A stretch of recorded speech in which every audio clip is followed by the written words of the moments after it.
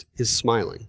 Listen to how Pochettino described the Germany defeat. He called it an even game, said his team was unlucky, and told reporters he was happy with the performance of everyone. He talked about character, togetherness, and a group learning to play under pressure against one of the best teams on the planet. That is not a man making excuses. That is a man who lost the scoreline and won the information. And the information was this. The team that started against Germany was, by most estimates, around 90% of the side that will line up against Paraguay. Pochettino's 4-2-3-1 formation looked far more controlled and compact than the shape he had tried against Senegal. His fullbacks, Sergiño Dest and Anthony Robinson, were a genuine weapon, flying forward to feed Pulisic and Balogun. He even hinted that the real focus now is managing his players' load. So the U.S. arrives against Paraguay fresh and full of energy. In other words, he believes the team is ready. And Christian Pulisic said the quiet part out loud, telling reporters the U.S. wants to prove ourselves right and make a real run in this tournament. So why the confidence against Paraguay specifically? To understand that, you have to look at history. These two teams are not strangers, and the pattern between them is remarkably consistent. At the 2016 Copa America, the United States beat Paraguay 1-0, with Clint Dempsey scoring and the Americans defending the lead with 10 men for more than 40 minutes after a red card. In 2018, they beat Paraguay 1-0 again, the goal coming after a young Tyler Adams won the ball, charged forward, and drew a penalty. And the most recent meeting?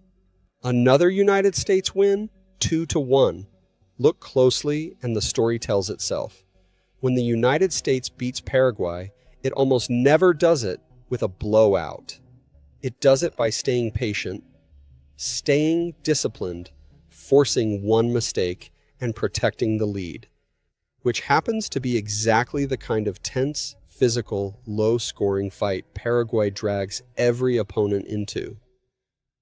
But before anyone writes Paraguay off, understand who they actually are, because they are dangerous.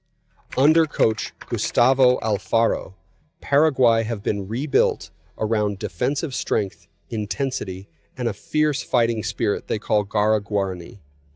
And their story, this cycle, is a genuine miracle. After scoring just once in their opening 6 qualifiers, Alfaro shook the group awake and lost only one of their final 12 matches, reaching their first World Cup since 2010. Their president declared a public holiday when they qualified. This is a team that beat both Brazil and Argentina at home along the way. They conceded just 10 goals in 18 matches, a record bettered by only one nation in all of South America. Defensively, they are a wall, and Alfaro tells anyone who will listen that this side is not addition, it's multiplication. And here is where it gets interesting, because that same wall hides a fatal flaw. Paraguay cannot score. That is not an insult. It is math. They found the net just 14 times in 18 qualifiers, an average of 0.78 goals a game, the joint lowest of any team that reached this World Cup. They failed to score in half of their matches. They had the lowest possession in South America and survived by sitting deep and hitting on the break.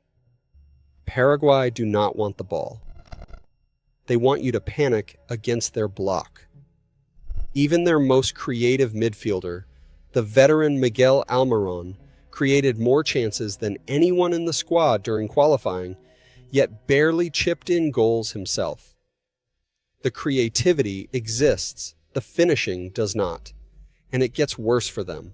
Their one true game changer, Julio Enciso, the forward who can manufacture a goal out of nothing, was stretchered off in tears with a muscle injury just a week before facing the US, and is a serious doubt for the opener.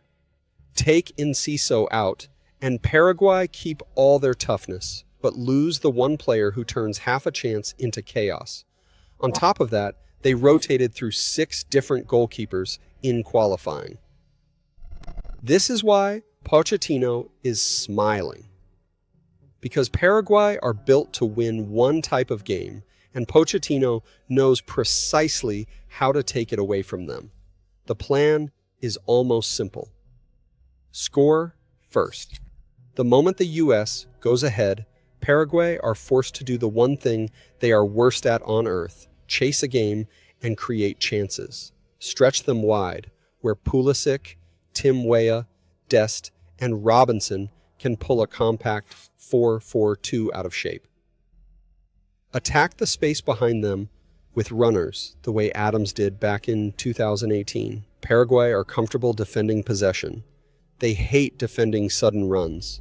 The longer the game stays level, the more they believe. But take the lead, and the whole thing flips onto their weakest foot.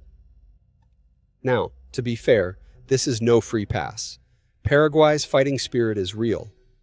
They ran the eventual champion Spain close at the 2010 World Cup, and the US has its own glaring problem at the back, still without Chris Richards and trusting an unproven goalkeeper.